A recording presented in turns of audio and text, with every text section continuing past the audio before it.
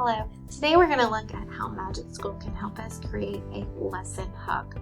A lesson hook is really important. It's how we start our lesson to get the kids engaged in what we are trying to teach them. So it's important that we have a really strong lesson hook. And so there is a tool for that in Magic School. So I'm just going to search lesson hook. And then I can click on the drop down to select my grade. I'm going to stick with 8th grade. And then in the next box, I am going to put in Texas TEKS 8.15D. And I'm going to paste that in. Now there's a lot here. Now I just want to focus on checks and balances. So I'm going to hit enter and say,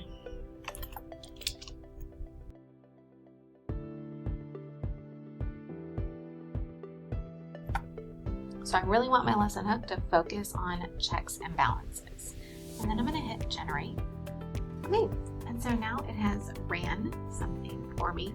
Now one thing to notice or to know is that Magic School will give you something different each time you run it. So I find it helpful if I'm doing this with my PLC is that we each run the same prompt and then we have several things that we can look at. And so this first one is Branch Busters. It's a debate that's 7 to 10 minutes. I have an interactive Who's Got the Check carousel for 8 to 12 minutes. And then there's a third one, Checks and Balances Escape. It's a micro puzzle that will last 10 minutes.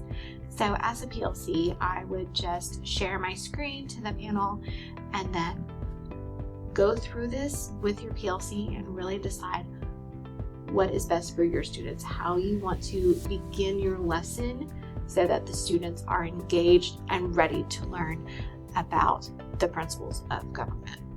So after previewing these, I really like the second option, the interactive Who's Got the Check, because it gets my students up and moving around.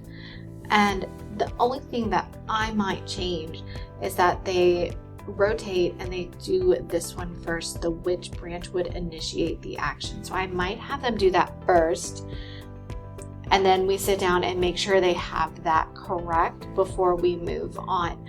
And then I might explain how one branch could check or limit that action, and then we do the second round of how another branch could limit it.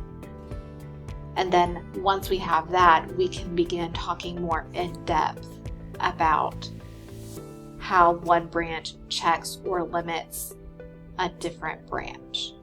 And then we can go through kind of what everybody said on our short little carousel or gallery walk. So after watching this video, hopefully you have been inspired to try the lesson hook, and we'll try this out for your next social studies lesson.